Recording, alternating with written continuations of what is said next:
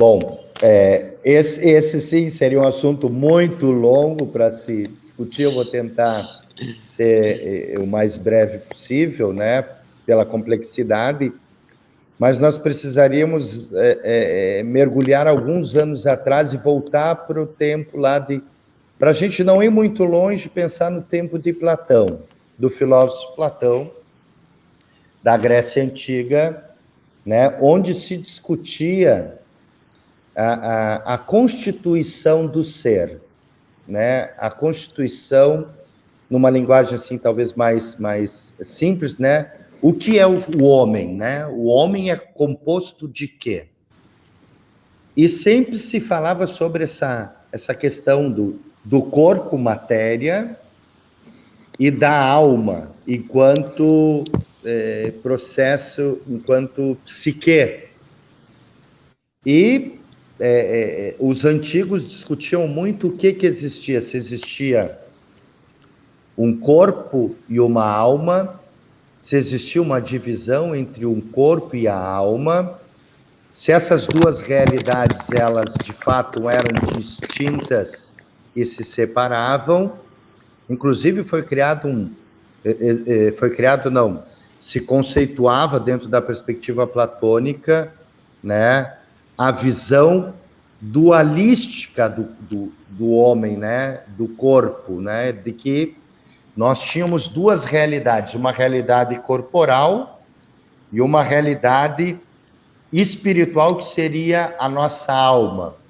Platão chamava de alma superior e alma inferior, entendendo que a alma inferior seria a matéria, o corpo, que seria uma prisão do nosso espírito, da nossa alma, e essa alma superior, então, seria essa instância, né, não presa, o nosso espírito não preso à matéria, e que seria, então, necessário, né, para que o homem atingisse o seu estado de perfeição, esse rompimento, essa libertação desse espírito do seu corpo.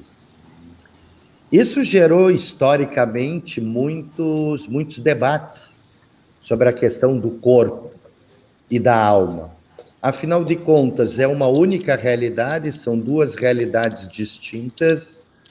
O corpo, de fato, é um objeto que aprisiona a nossa alma precisa se libertar do corpo.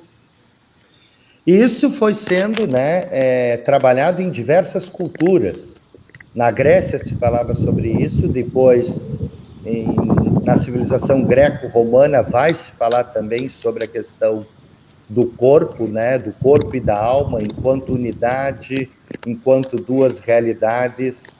Santo Agostinho vai trabalhar essa questão também do corpo e da alma, mas a igreja, então, ela começa a organizar o seu pensamento, a sua compreensão teológica e filosófica sobre o que é o ser humano, sobre o que é o homem, e a partir disso vai consolidando o entendimento de que corpo e alma, numa perspectiva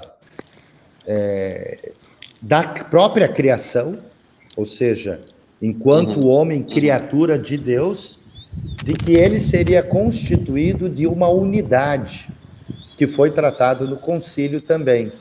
Uma unidade que vê o corpo e a alma, o corpo e o espírito, não como realidades que se dividem, mas e sim como uma realidade única, indivisível e inseparável.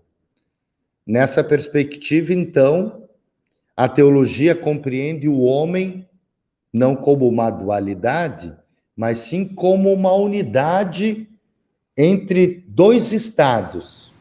Um estado que é o nosso corpo, que é a nossa matéria, e um estado que é a nossa alma, o nosso espírito. É como se a gente, por exemplo, pegasse um pote, vamos imaginar um pote quadradinho desses, né, que a gente utiliza, e a gente enchesse de terra, dentro desse pote.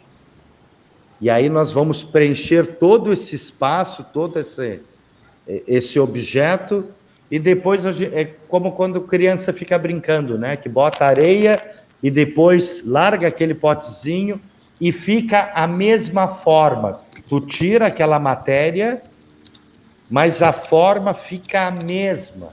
Ela não se modifica, ela não se altera. É um exemplo muito simples que eu estou trazendo, mas é para a gente entender como seria a nossa unidade de corpo e espírito. Ou seja, nessa separação, a forma é a mesma. Ela continua. Imagina eu querer, num círculo, colocar um quadrado. Jamais vai resultar na mesma forma, na mesma unidade, na mesma realidade.